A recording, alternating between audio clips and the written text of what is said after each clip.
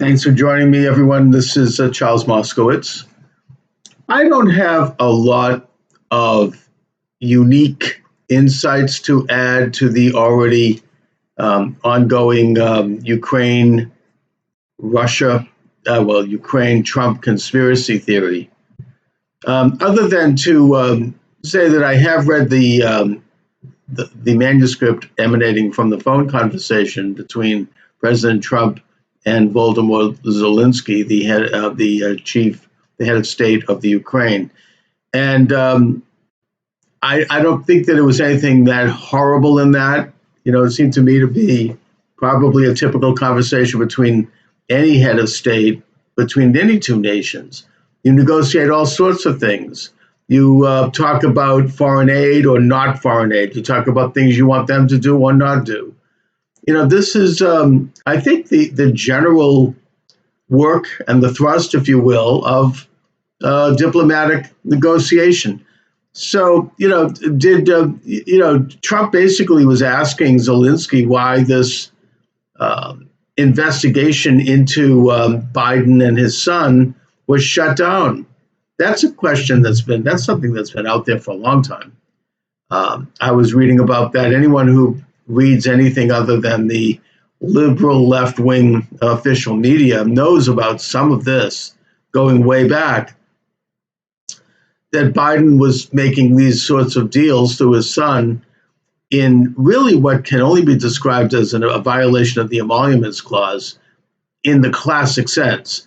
And not just with Ukraine, but also apparently with China and Kazakhstan, where he would go there or he would contact the leader and the son would get this big fat deal involving millions of dollars. And he would enrich himself this way indirectly.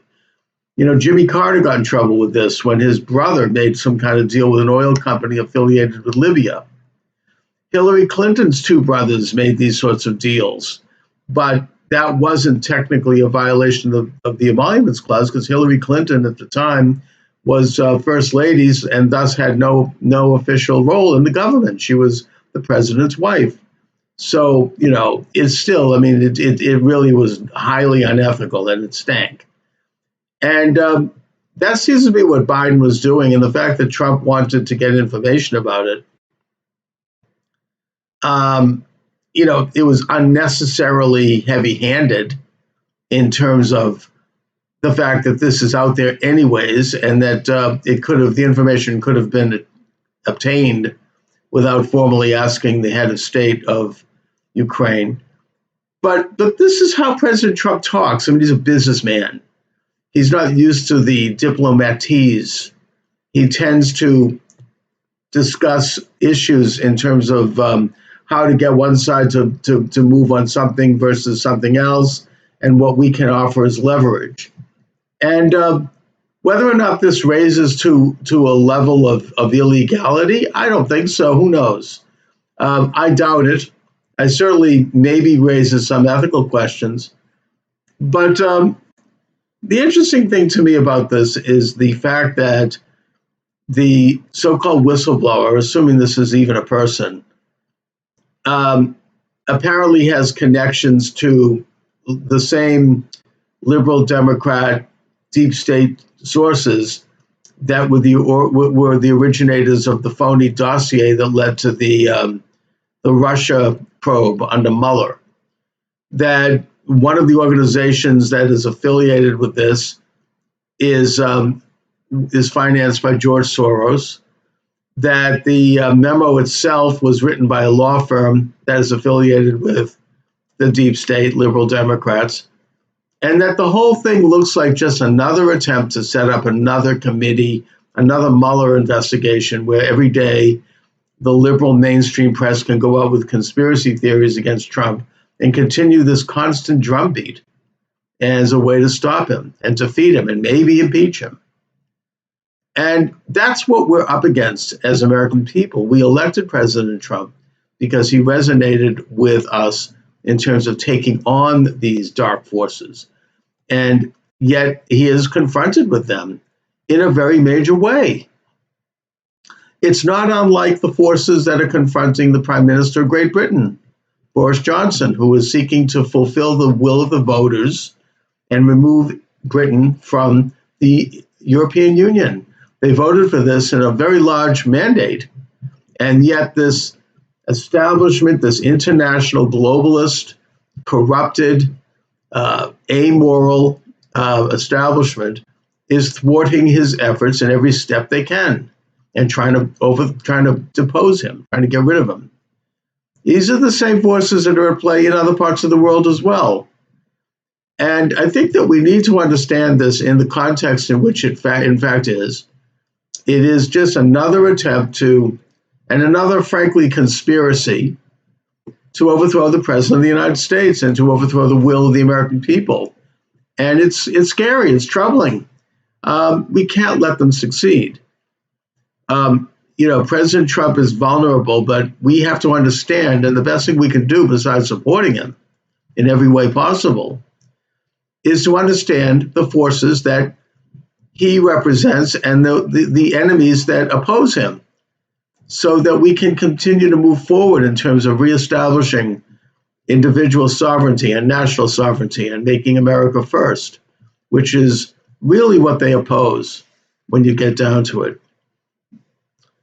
Anyway, I thought that it was an interesting comment during the hearings with McGuire, who was really a great public servant. He's very nonpartisan, and who was the head of the Department of Internal Security or an agency like that.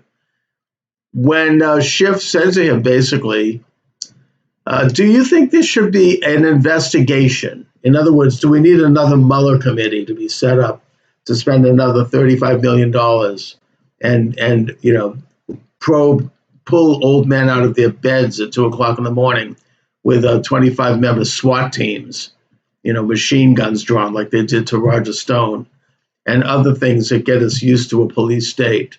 And the media will basically float these really obnoxious and evil conspiracy theories every day. One of the worst ones was Elizabeth Holtzman, who would constantly go on the air saying that Don Jr.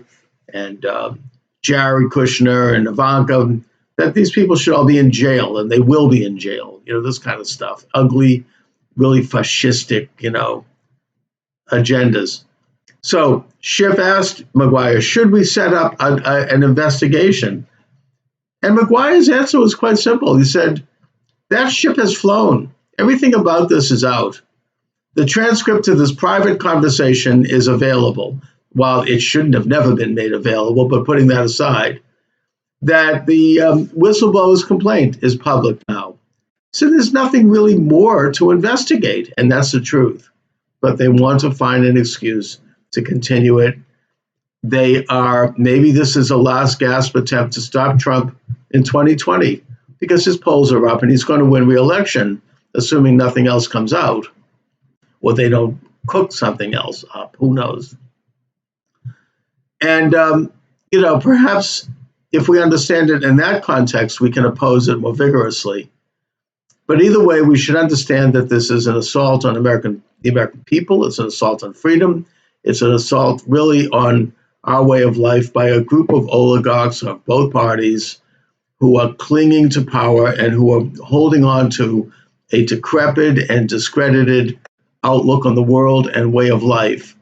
And that we need to define what the Trump revolution means so that we can move forward into a better paradigm of individual freedom, and that rights come from God and not from the super state.